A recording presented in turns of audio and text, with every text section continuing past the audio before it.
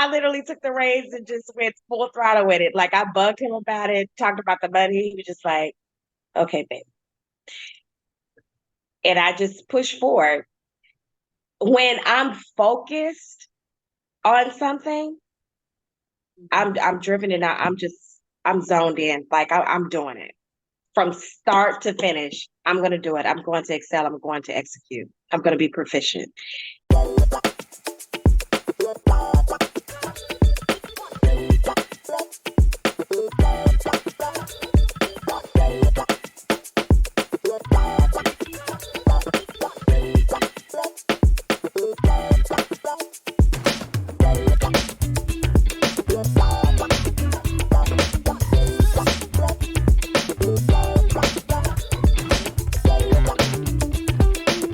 All right, guys, this is Kelly from Hills, Deals, and Wheels Mobile Home Investing Course, and we have Mrs. T. Horn, who is a mobile home investor. First of all, good morning, T. It's like 5 o'clock in the morning where I'm at, and I said I got to get T on here, and I'm gonna just tell y'all the truth.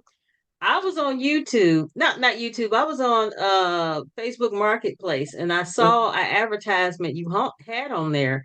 And Correct. then when I clicked on it, you had closed like a whole bunch of deals. I said I got to get Miss T on here to figure out what's going on because you had so Yeah. many deals on there. I stopped counting after a while. So T, good morning, and can you introduce yourself to everybody?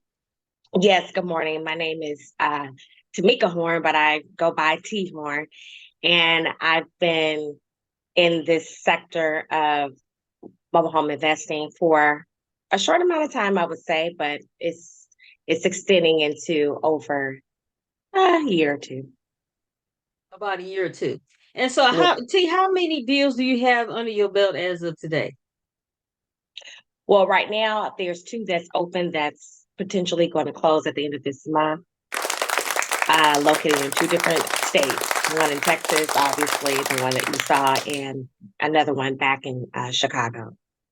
All right. And so, how did you stumble upon mobile home investing, and why mobile home investing? Well, I stumbled upon mobile home investing by actually going to a real estate meetup in Chicago.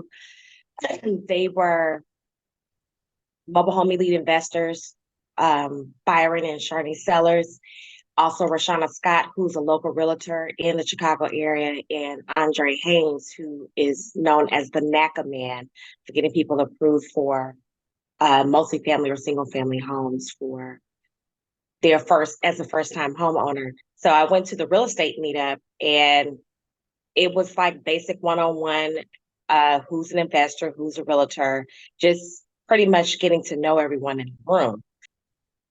Yeah, You I jumped took in. action. Okay. Okay. So, T, what kind of work were you doing before you got into the mobile home business? Well, I am actually a senior accountant in the multifamily, single family space. So I'm involved in real estate on the traditional side as a senior accountant, managing different portfolios of homes that are like, you know, a thousand plus rooms, dealing with co-op shared spaces. If you're not familiar with that, if you went to college and you were in a suite and you had like four rooms, but everybody shares a living room, a bathroom, that's what's happening now in this country, where it's literally going to be strategically set up for rental market, no ownership. Hmm. Yeah. Okay. Okay. All right. And since you brought that up, what do you think's going to happen? Because when we got me and my brother got started in the mobile home business, these mobile home prices were very low, and we started like 2 years before the pandemic. Where do you foresee these prices going with these mobile homes? Would they because they keep going up and up? Where do you foresee the prices going? They're going to continue to elevate as long as these hedge funds, companies, private equity firms, and investors are purchasing a lot of the multi-family or doing these extreme developments that's costing over millions of dollars just to have rental income.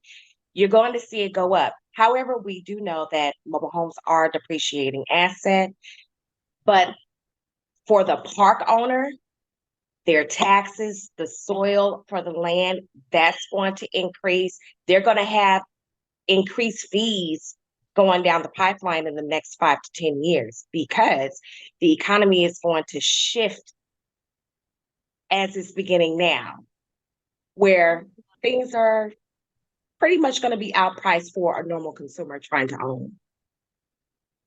Okay. So there still will be space in this industry to continue to invest, but purchasing a home like a handyman special for $500, null and void. A handyman special literally is running on average between $11,000 to $15,000 at this time. It's going to become very expensive, unfortunately. But we can still make those deals because everyone is not well versed in marketing, pricing it because people, they're emotional. So they feel that, well, I've lived here all this year. I paid this, so I should get this. And unfortunately, it doesn't work that way. Okay. So you brought up that mobile homes are a depreciating asset, which I totally agree with you. But what about Mhm. mobile homes on land versus mobile homes inside of a park? You still Mobile homes, say it's both of them depreciating? mobile homes on land will always be an appreciation because it's a fixable land. That's real estate. So that's where you'll have your realtors more involved. That's more valuable as opposed to those that are in a park. The only person that's benefiting in a mobile home park is the owner, the park owner, literally. Okay. Okay. All right. And so you also brought up that, there was a time where you could get like a mobile home for $500 and then, turn around and flip it. What are your, ideas regarding buying mobile homes that are so inexpensive and need so much work as far as, the rehab and keeping the lights and water on? What is your mindset regarding that? As far as fix and flip, Right. I have not done that because that's not something that I necessarily want to do. Reason why is I have built homes. I Okay. have I have been affiliated with Habitat for Humanity and I've helped restore hotels when I was in New Orleans, working in the hotel industry as a manager and accounting management and all that. It's a lot of work. You deal with a lot of different vendors, GCs. It's having the accountability of people that you have to depend on is not a favorable position to be in. But to fix and flip, I would highly recommend that you already know someone that is creditable, who can get the job done, who will not overprice materials because these are mobile homes. We don't need ceramic tiles and hardwood floors, and we don't need all that for a mobile home. It needs to be gently used materials. And those materials, even though the supply chain has increased because of inflation, it's still affordable to acquire. I would work with someone that I know. And even if you don't know anyone, I literally will reach out to the park and ask them who do they know and literally vet these people. How long have you been working in the park? What is some of the work that you do? Do they have any documentation? It's just like for a model who's going on a photo shoot and they're asking for her lookbook. You need to ask for pictures. You need some form of documentation that actually supports what that person has done. And if there's anyone that's still residing in that part of the work that they've completed, ask them their experience, get an actual on the spot referral. That actually happened to one of my cohorts in a park in Dallas because they wanted Okay. to they inherited a mobile home for free, and they didn't have a handyman on that they could rely on, so they actually had that conversation with the park manager and they referred someone, and then the gentleman, he eventually appeared because he had to do some work on a home that was vacant, but there was actually the neighbor who could actually vouch for the work that they did. Okay. All right. And so, T, what would you say your strategy is thus far? your exit strategy? What are you buying and holding? You wholesaling? What is your strategy? I wholesale. You wholesale. I Okay. completely wholesale because I move around a lot in my actual traditional profession, where one minute I can be in Dallas, another minute I could be in Chicago, another minute I could be in Philly, another minute I could be in LA. I move around too much. So for me, it's better to wholesale. And the relationships that I have fostered in the different places of where I've resided, there are a handful of realtors who I've have a good relationship with, where we're actually friends. And literally before they became realtors, they used to actually come to my classes because I used to instruct strength and conditioning boot camp classes in the form of dance. So that history of being their coach and helping them transition with their goals. Once they learned that I was in this space, they were just like, "Oh, we'll just send it to you because we don't deal with it. If it's not a fix of the land, we're not worried about it. But even if it is, we'll still help you. But we're going to need to have more hands involved in the transaction process." Okay. Okay. And so T, how are you finding these deals? How are you finding the sellers, the buyers? How do you go about doing that? A good handful are referrals, but majority of the time I drive around in the car because anything that's listed on the market for sale by owner, that's either a realtor or it's actually a private owner, but they have it listed so high to where they're so hard nosed about what they want. It would be a waste of time. You can literally drive in that park, look for a for sale by owner sign, talk to the park manager. I merely, I merely talk to neighbors or owners first before I actually talk to the park. And by me doing it backwards as often as I have done it, it literally works for me. Because unfortunately, I seem to be finding people who are delinquent in their lot rent. And they've been on the verge of eviction several times. So at that point, unfortunately, the park manager is fed up. So talking to me is like a breath of fresh air because I'm providing them a solution. And that's the goal. A solution for the park, a solution for the owner, a solution for the buyer. Okay. All right. And I tell people all the time, you're not going to find out about if they're delinquent or not. They probably will tell you, like you say, you talk to the seller and they tell you, but you really need to talk to that park manager. Would you not agree with that or? I do agree with that because honestly, they don't have to be honest with me. They can literally lie Mm, and fabricate that whole entire ordeal. But yeah, I would highly recommend that because they know the ins and outs. If you get in good with the park, they can start running you that list of who is leading up to that, and you literally can just start fostering that relationship there by communicating with the person that's leaning towards delinquency and asking them, what their plans are. Do you plan on staying? How can I be resourceful for you? Provide an option. You want to literally provide solutions, not become part of the problem. okay. All right. And then T also a lot of people, investors, they have like analysis paralysis because the park managers have been giving such a bad rap. Um, um, have you had any situations where, it's not working out with you and the park manager? Or are you afraid to talk to the park manager? Negative.com. I like that. No, no, ma'am. But I do understand why there is that intermittent fear that people have.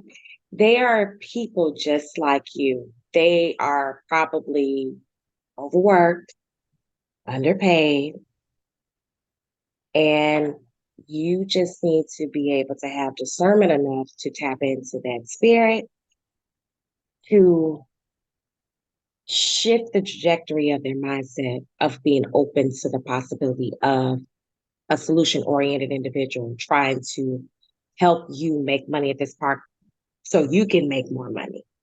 They're paid a set rate, they get bonuses, but it's still not enough. So if you're coming in as a third party and you're providing that option, I believe they'll be more willing. But it's literally on you as the individual. you are going to have the discernment to know what type of soul you're dealing with and understand how to tap into that. You have to first take action an actionable item initially to do this and not make it difficult for yourself. You're going to be fearful. You're going to be nervous. You're going to be scared. You're going to be curious. Allow all of that to literally fuel you. Okay. All right. Okay. And so you have closed deals in several states.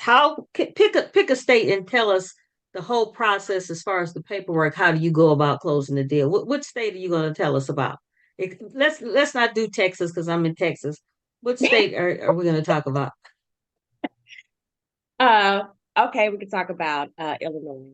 So in Illinois, all that's needed is the title, a clear tax certificate, and a bill of sale.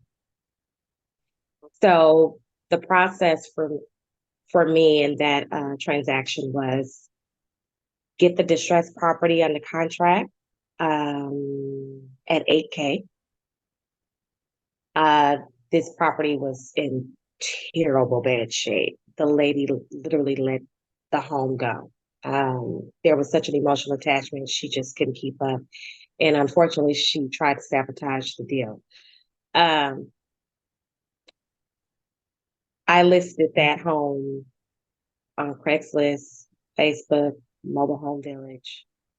Uh, and did I say Facebook? Yes, ma'am. Uh-huh. Oh, and OfferUp. Yes. So I was receiving inquiries from all over the place because obviously I had it priced correctly. I looked at the homes available in that park, and every house is selling for six figures and above because that mobile home park was an age restricted park where you have to be 55 years of age and older. And it was along what's called Fox River. So it had waterfront views. Everyone loves that park. And I started to research and look at all of the surveys and the reviews of the park of current owners residing there. But I knew that this home was not worth nothing close to what they had those homes listed at. So I had calls from everywhere, and my screening process is my buyer's questionnaire, which is very specific to approval process, and I use that tool from my actual traditional space of, unfortunately, when people aren't getting approved for these high price apartments that they're trying to stay in. So I'm utilizing that tool along with understanding what the requirements are from the park. I literally introduced myself to them, explained to them what I was doing, and asked for an application. And I said, I know I'm not of age. I am actually representing someone that's selling their home. I would like to have this information to convey to people that are coming in trying to own this home and leasing the space. They were good with that. So in that process, it took me 4 weeks to get it sold. It would have sold in 2 weeks, but again, the owner tried to sabotage the deal. So what ended up happening is I got the buyer under contract for 14,000, and literally that's not what was going to happen. There was a gentleman that was going to come in at full ask, and I had it listed for $11,000. This lady, she was hounding me, harassing me, and I just got very disrespectful because she irritated me. And I said, if you want this house to offset that offer that we have that we're getting ready to close on, 14K. She said, okay. She signed. We're good. So I required her to put down a non-refundable deposit. And after we closed, she gave me the 2,000 that was supposed to go to the owner because she was that PO'd with that woman of how she literally procrastinated to the last minute. As the lady had to go to eviction court, and the park just wanted her out.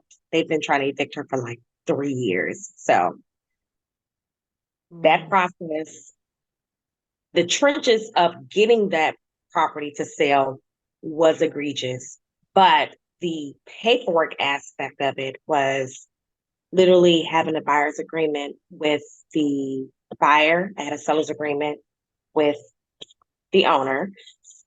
Excuse me. And once we got the buyer, the owner gave me her title. I physically went to go pay her taxes at the county. Okay. Got the tax certificate, met with the buyer, provided her with the title, the tax certificate, and the actual bill of sale of what her purchase was for the home. And the park manager took care of the remaining paperwork in transitioning ownership. Wow, they want her out of the park They, manager did. she was behind within that year of last year, 8 months. Wow. Wow. And so T, since she was behind so much, what happened with that money that she was behind? That fell on her, or how does that work? So what I learned in that process, if she would have allowed them to evict her, the lot rent would have been completely forgiven, which is ironic to me. But the utilities that incurs, that would have been reported on her credit. Gotcha. Gotcha. So in the midst of the sale, basically she, what I said, 14K, the 10,000 would have came to her, but no one trusted her with that money to actually physically go and pay it. So we held on to that and we paid it on her behalf. Gotcha. Gotcha. And the remaining that was left over, because it was like 75 or 8,000. Like there was so many fees and penalty charges. Some were waived, some weren't, and we had to pay all of that in money order.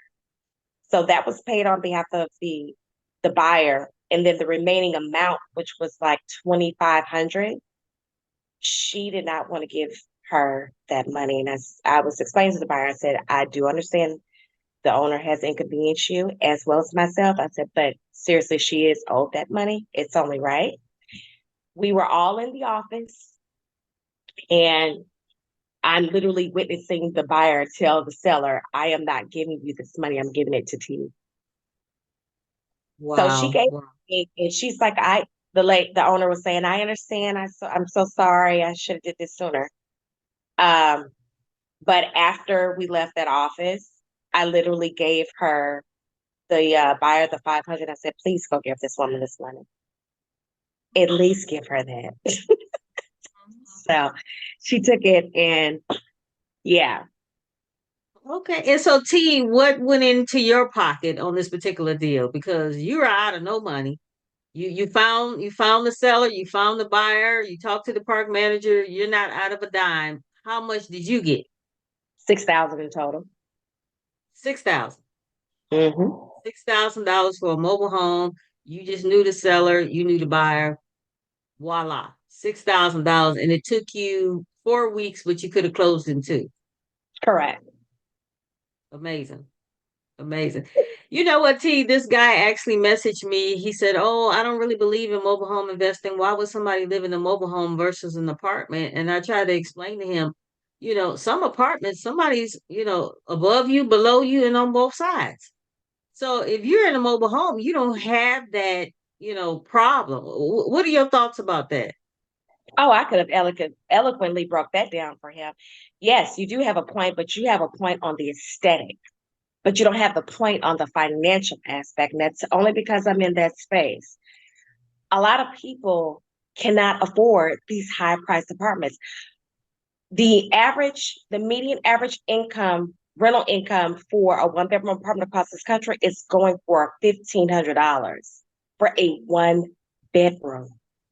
That's only like 900 square feet of space. Mm-hmm. That's ridiculous. Two bedrooms, you're literally at 2,700. Three, you're talking 3,500 to $4,500. Who has that kind of money to give away with no sense of ownership for an apartment? Wow. And you have Wow. to deal with your neighbors, rules.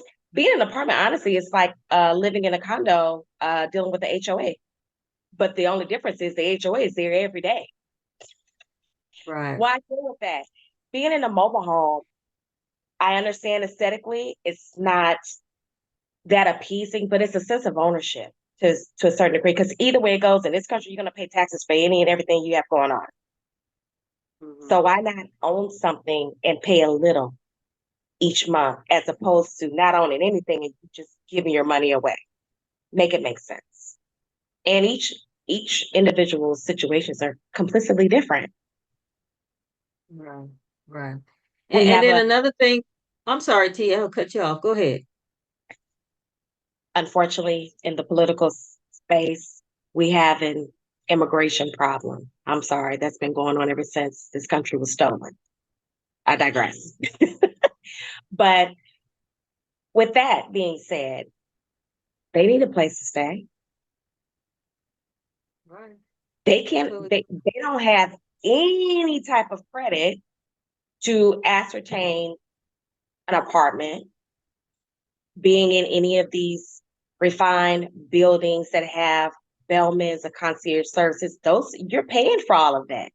They can't afford that. So by them working cash, they can afford a mobile home cash.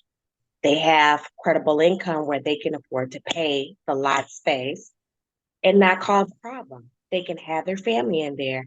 And generationally, they always win. Why? Because they pile up in one space. Everybody works, everybody pulls in the money.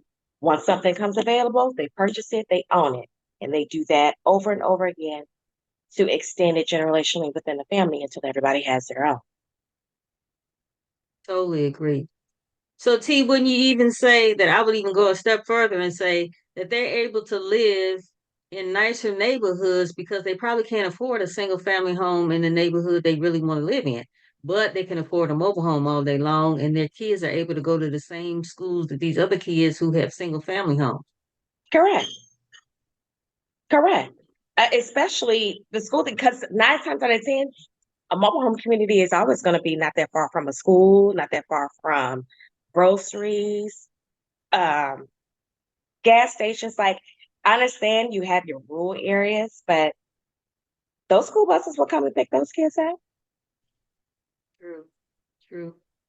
So T, so you just walked through a deal with us in Illinois. You got $6,000. Is that the biggest profit that you've had since you've been in this business, or have you had bigger profits? That is the biggest profit because, of course, operating fresh out the gate, I'm very cognizant of, receiving cash transactions without a business account, say. So there's only a certain amount of funds that you can inherit as a gift that wouldn't alarm the IRS. Gotcha, gotcha, gotcha. So, And so, I'm sorry, go ahead. so ultimately, what I do is, you know, kind of float money around because I do have investments as well. Then that's before I got into mobile homes investing and just in my actual profession because my mom foundationally raised me to invest. So there's mutual funds account, IRAs, there's stock portfolios. Yeah. So that's literally where my liquid assets are. Okay. And so, T, what have been some of your biggest challenges since you've been in this business? Scammers. Scammers on Facebook, scammers. These people want you to provide your phone number, send you a code so they can corrupt your electronic world space. Like, no. Or you just dealing with ignorance, unfortunately, but I know how to shift that with people. But yeah, scammers all day. Okay. All right. So how do you get around that, the scammers? Or how do you figure out this person is scamming or not? Well, I saw some comments on social media and about people sending codes and to steer clear of that. It was like a scam fraud going on. And also working with the companies that I work with, their IT departments, they're very sharp. So I pretty much go through training annually about phishing and scams and things like that, what to look for, which is helpful working in the traditional space. And the information that I'm utilizing, I do share amongst people who I engage with to, be cognizant of things coming across that may look normal, but it's not. It's a way to either get your address or your birth date, which is very strategically affiliated with your social security card, how the scammers, how they hack that. Like it's it's crazy how people in the hacking space are literally making money off of stealing people's lives. And that's so sad. That is so sad. So you know what, T, I have noticed that people like really get stuck as far as, getting into this business, or they done taken so many courses and they never start. And Mm, they're like, oh, I'm afraid somebody, when you're wholesaling that, I try to tell people that paperwork doesn't go anywhere. it So, doesn't. so what advice do you have somebody that like has like analysis paralysis or stuck on that, oh, I'm afraid they're gonna find out I wholesale 5 mobile homes. I try to tell them it's no like wholesaling police in this business. They're not going to figure out what you're doing. Can you expand on that? Yes, I will definitely. You're a child of a mother, you're a child of a father.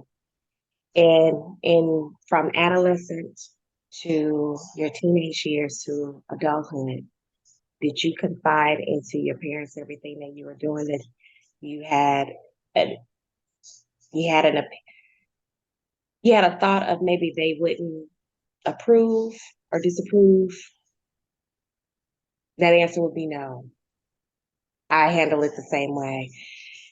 You really don't have to reveal to a owner that you're a wholesaler. You can use the term mobile home specialist. You can use the term mobile home care analyst. It's all in what you make it. And the objective is to provide a solution to their problem. The moment that you convey to them, I can assist you with getting out of this hardship for you.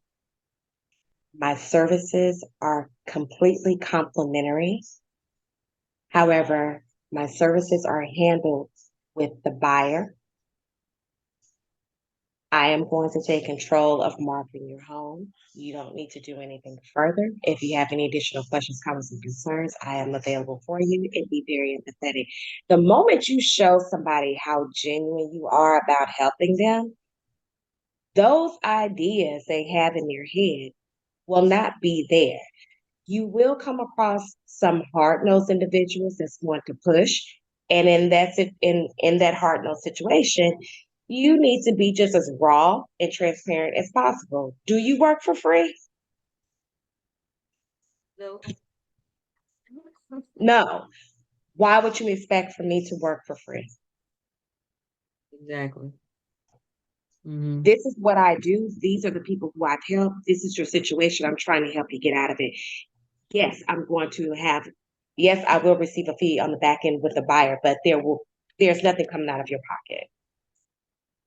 Would you Exactly. like for me to continue to assist you? Would you like to go on a contract? Like, you can have that conversation by being direct and abrasive professionally without disrespecting them. But yeah, you're gonna come across that. I have not. There's a couple individuals who I've spoken with who have tried to push the envelope, but my spirit is too authentic for you to even come at me like because I'm coming at you out of the gate. Resources, documentation to support what I'm talking about. Because conversation is nothing but documentation beats conversation all day. And just empathizing for the situation, especially when I'm dealing with elderly. I always go back to my foundation and I explain to them, you know, I used to do this with my grandmother when she was alive. She was a missionary, she was a reverend of our own church. And then I just literally dive into that. And it's a true story because she used to have us church hopping, going to convalescent homes, going to trailer parks, all that stuff. So To me, I'm relatable. Gotcha. May not look like you, but I'm relatable. Gotcha. Gotcha. So T, when you're doing your wholesale deals, do you allow of course when you're driving for dollars, you're just knocking on the door and say, hey, can I help you sell your mobile home?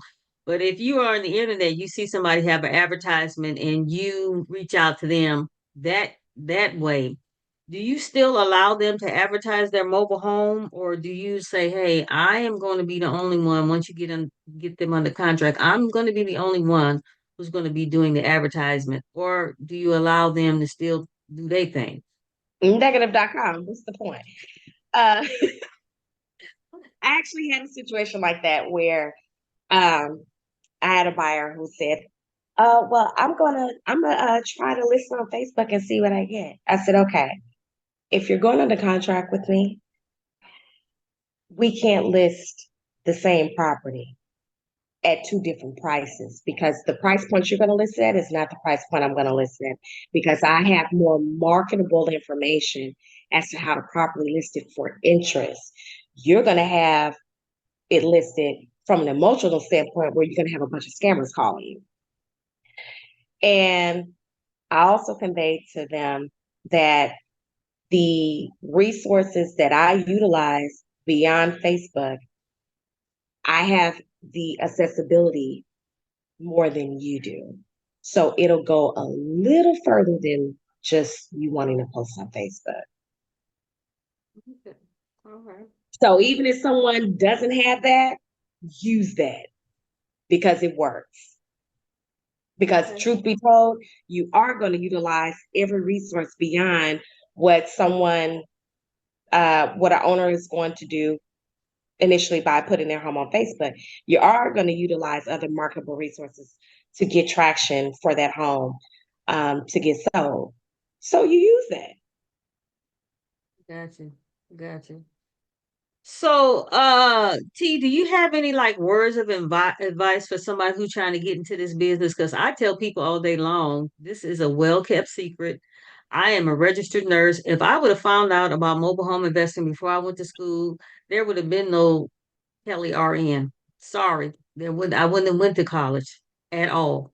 So, what is your advice for somebody who's trying to get into this business? And do you think this is a well-kept secret?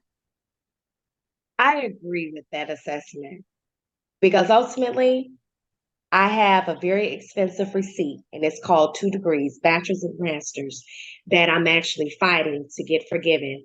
My loans in total was 80,000. They're now down to 28. I haven't paid a thing. Um, so hopefully Biden continues to forgive the rest. But I'm with you on that. My advice would be to copy the right cat. That's very cliche, but that's very correct because guess what? If you're hanging around 9 people who are depressed and destructive, you're going to be the 10th. Copy the right cat. Entrench yourself in the education process to, build up the confidence to, apply the actual items to execute on your behalf, whether you're fearful, apprehensive, or unknowledgeable. The confidence that you build, um, with the process of learning, it will abundantly affirm your process initially and your purpose that you should be manifesting for yourself anyway. Because you manifest everything else every day. There's a choice and a decision that's made every day you walk out the door, every day that you get up. Everybody's making decisions all day, unbeknownst to them or not. So why not make this decision for your livelihood? Whether it would be for personal gain, as an investor, another stream of income, or if you're doing it as your main source of income, it is doable. Okay. Okay. And you know what, T, is 5 o'clock in the morning, and I'm surprised Joyce is on here. We have Joyce Card on here. Joyce, if you have any questions, please let us know. So, T, where do you see yourself 5 years down the road in the mobile home business? Well, 5 years down the road in the mobile home business, I see myself um, developing into land deals. mobile homes on land, because that transaction there, that's off the rip 5 figures. Hmm. Hmm. I haven't tapped into that space yet because, as I said, I move around a lot. Plus, I still have a a 14-year-old that's going to be 15 that is totally involved in AAU track. So that's the only reason why I'm still in the traditional space, to ensure that the health insurance is viable for what he needs. But right after that child, I won't be working for anyone but myself. I want to tap into not only land, acquiring mobile homes on land, selling those, but I also want to pull out some money and just acquire a couple rental properties, either a duplex or a quad, just to, and also want to establish medical courier services where I'm providing supplies to these labs and having, 1099 folks doing the driving and delivering of those supplies. Okay. All right. And so T, what about becoming licensed in the mobile home business? Are you licensed? Or I do you need a I try to tell people you don't need a license, don't but need a license. You don't need a license. There are restrictions all across the country as far as how many transactions that you can actually administer a year as a non-licensed broker. They preface and harp on that legally, but there's people that's been doing this for longer than me, 3 and 4, 5 years, and they don't have a license. right. Exactly. And I try to tell people that, when people start making up excuses, I'm like, okay, you're not going to do nothing. I could tell that right off the bat. You're not going to do a thing because you keep on making up stuff. Well, what about this? Or what about that? Okay. And in my mind, I'm thinking you're not going to do anything because you're Yeah, looking for an exit before you even enter, you know. correct. The excuses literally is just a way to restrict the mind to not move. Mm-hmm. That's what Exactly. it is. And then in that same frequency, it literally re-energizes the mind to think, this is it. This is the pitfall. This is the last stop. There's no other way. Mm-hmm. And then it's Mm-hmm. embedded in your spirit, and you don't move. You don't take an actual item. Mm-hmm. The Hmm. mind is beautiful. And it's just so easy. It's so unbelievably easy. When me and my brother first did our first couple of deals, I'm like, I felt like I was winning the lottery without ever playing. Right. Once you get that first one under you, you literally, your mind literally recaps that journey, and you have Hmm. that sigh of relief and that aha moment, like, okay, so that wasn't that bad. So you can really do this. Literally, it's a shift. It's that beautiful blessing of a brain with how the brain works. If you allow it to work the way that it's designed, you will literally affirm nothing but positive affirmations and manifestations in your purpose and your journey. The only one that you are allowing to distort your potential and your purpose is you, or the people around you, because the mind is not capable in its process of celebratory moments or learning Hmm. to intermingle and brainstorm with others that hasn't even graduated to that spectrum yet. Yeah, yeah. T, our first seller finance deal, we bought that mobile home for like $9,000, and then we put like another $5,000 worth of rehab. And we wind up selling that home, I think, for 37,500 on notes, and then we got a large deposit from the end buyer. And I Mhm. tell you the truth, when we were closing in the park manager's office, my brother wanted to give me high five, but the end buyer was looking. And I said, if you don't put your hand down, because that's just how I felt. I mean, we were just so excited. And people just don't understand how easy this whole process can be. And like I said, when they start making up excuses, I'm like, oh my God, I can't believe that you're going to use this as an excuse not to move forward and, to actually do something in this sector because it's just so unbelievably easy. So So T, why didn't you have analysis paralysis? Is because you partner up with somebody, or your mindset was already like, I'm doing this? No, actually, my partner and I, we were supposed to do it together. I literally took the reins and just went full throttle with it. Like I bugged him about it, talked about the money. He was just like, "Okay, babe," and I just pushed forward. When I'm focused on something, I'm driven and I'm zoned in. Like I'm doing it from start to finish. I'm going to do it. I'm going to excel. I'm going to execute. I'm going to be proficient. Yeah, that's how I am. Okay. And unfortunately, that could be a downfall in your personal life because you can unintentionally neglect your partner. But the support was astronomical, so it's very appreciative. But no, I didn't have paralysis analysis. I didn't partner with anyone. Nothing really holds you back because you're only going to learn if you ask. If you don't ask, you don't know. Gotcha, gotcha. Well, T, we got T Horn, guys. This is Kelly from Hills Deals and Wheels Mobile Home Investing Course. So, T, before we leave here, are you interested for, somebody reach out to you, maybe doing a joint venture with somebody who might be listening to this interview? Are you interested in that? If so, you could give your contact information out. Yes, I'm interested to assist anyone in the space as far as doing a joint venture. I would recommend that when you're doing a joint venture, do not have the expectation in your mind that all the work is going to be done by the person that you're venturing with. There needs to be collaborative work brought to the table, and there needs to be a clear depiction of the percentage in writing. Do not go in with the assumptions or the expectations.